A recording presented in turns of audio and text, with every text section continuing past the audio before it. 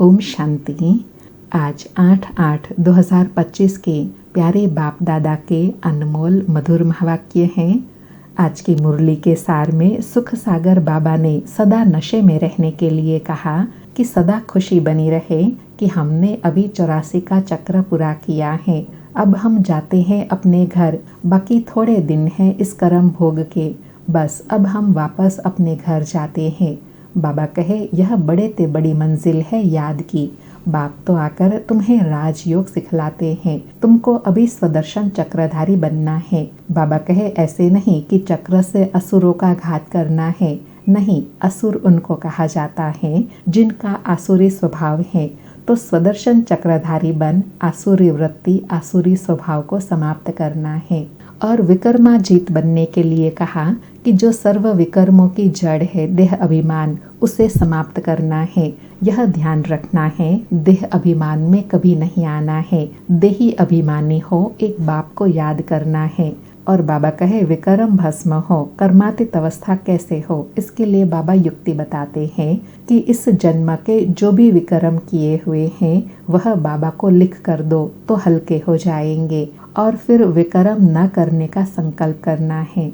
बाबा कहे तुम हो ऑलराउंडर पार्टधारी, आदि से अंत तक, सतयुग से लेकर कलयुग अंत तक तुम्हारा पार्ट है। और साथ में कहा तुमको ब्रह्मा के भी 84 जन्मों की कहानी सबको समझानी है, कैसे ब्रह्मा सो विष्णु, विष्णु सो ब्रह्मा बनते हैं। फिर सेवा के लिए कहा कि कई बच्चे कहते हैं बाबा सर्विस कम है, तो बाबा कहे सर्विस तो बहुत है। बाबा ने कई बार समझाया है जो राइटियस बातें हैं वह पर्चे में छपवाकर एरोप्लेन द्वारा सब जगह गिराने हैं। और पर्चे में ऐसी विशेष पॉइंट्स डालने के लिए बाबा कहे एकांत में बैठकर विचार सागर मंथन करो, विशेष टॉपिक निकालो, पॉइंट्स निकालो। सबको संदेश पहुंचाने व सबका कल्याण करने की युक्ति रचनी है। और साथ में कहा कि तुम गुप्त वेश में इस पुरानी दुनिया का परिवर्तन कर रहे हो। तुम अननोन वॉरियर्स, गुप्त सेना हो, तुमको कोई नहीं जानते। बाप भी गुप्त है, नॉलेज भी गुप्त है, तुम्हारा पुरुषार्थ भी गुप्त है। फिर विकर्माजीत बनने के लिए कहा कि जैसा कर्म वैसा जन्म मिलता है। तो अभी तुम विकर्माजीत बनने का पुरुषार्थ करते हो तो ऐसा कोई कर्म नहीं करना है जो और विकर्म बन जाए। बड़े ते बड़ा विकर्म है देह अभिमानी बनना। तो बाबा बार बार कहते हैं बच्चे देही अभिमानी बनो, बाप को याद करो, पवित्र बनो। सबसे बड़ा पाप है काम का, यही आदि मध्य अंत दुख देने वाला है। और कहा तुम बच्चों को 3 बाप का राज, 3 बाप का परिचय सबको देना है। लौकिक, अलौकिक और पारलौकिक बाप कौन है और उनसे क्या क्या प्राप्ति होती है। लास्ट में और सेवा के लिए कहा कि बच्चों को सब पॉइंट्स धारण कर फिर सर्विस करनी है। जैसे पूजा करने वाले और श्राद्ध खाने वाले ब्राह्मण लोग होते हैं तो उनसे भी तुमको चिट चैट करनी है। बाबा कहे भादो मास आता है तो सब पितरों को खिलाते हैं, तो उस पर भी बच्चों को बहुत युक्ति से समझाना है। बाबा कहे इस मास में ब्राह्मणों की बहुत सर्विस करनी है। और कहा तुम बच्चों को सदा यह नशा रहना चाहिए, हम सारी सृष्टि के कल्याणकारी हैं, हम श्रीमत पर विश्व का कल्याण कर रहे हैं। सुनते हैं आज के प्यारे बाप दादा के अनमोल मधुर महावाक्य। आज बाबा कहे मीठे बच्चे सदा इसी खुशी में रहो कि हमने 84 का चक्र पूरा किया। अब जाते हैं अपने घर, बाकी थोड़े दिन यह कर्म भोग है। आज मुरली से प्रश्न है विकर्माजीत बनने वाले बच्चों को विकर्मों से बचने के लिए किस बात पर बहुत ध्यान देना है। उत्तर में बाबा कहे जो सर्व विकर्मों की जड़ देह अभिमान है उस देह अभिमान में कभी न आए, यह ध्यान रखना है। इसके लिए बार बार देही अभिमानी बन बाप को याद करना है। अच्छे और बुरे का फल जरूर मिलता है, अंत में विवेक खाता है। लेकिन इस जन्म के पाप को, बोझ को हल्का करने के लिए बाप को सच सच सुनाना है। बाबा कहे कर्म का फल तो अवश्य मिलना है, इसलिए कभी एक तो दुखी परेशान नहीं होना है, और दूसरा अगर कोई विकर्म बन जाता है तो बाबा को सच सच बताना है, तो उससे हल्के हो जाएंगे। सारी मुरली से धारणा के लिए सार हैं। पहला, जब एकांत व फुर्सत मिलती है तो ज्ञान की अच्छी अच्छी पॉइंट्स पर विचार सागर मंथन कर लिखना है। सबको संदेश पहुंचाने व सबका कल्याण करने की युक्ति रचनी है।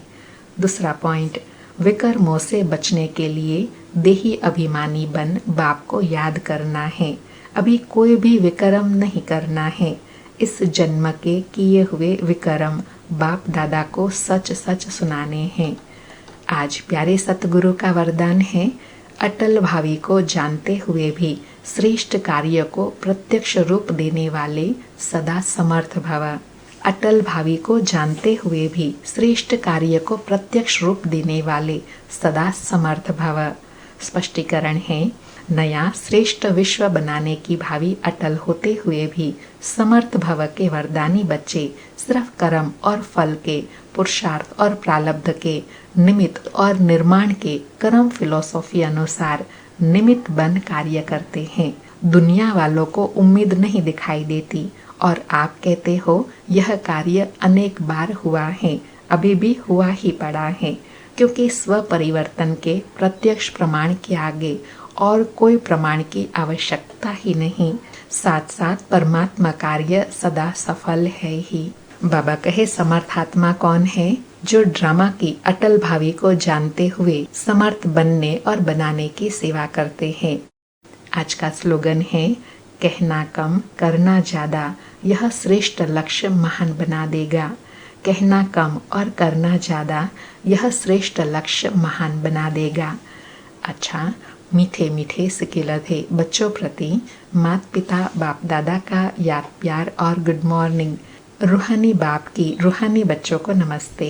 हम रूहानी बच्चों की रूहानी माता पिता बाप दादा को याद प्यार, गुड मॉर्निंग और नमस्ते नमस्ते। आज के अव्यक्त इशारे हैं, सहज योगी बनना है तो परमात्मा प्यार के अनुभवी बनो। आज की अनुभूति है, सेवा में व स्वयं की चढ़ती कला में सफलता का मुख्य आधार है एक बाप से अटूट प्यार। बाप के सिवाय और कुछ दिखाई न दे।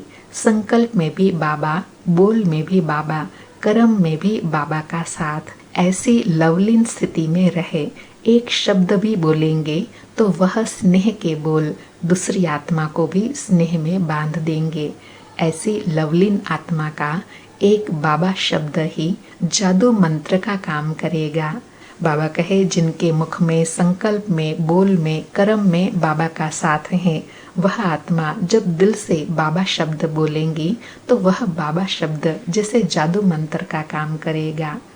अच्छा, ओम शांति। शुक्रिया बाबा, शुक्रिया।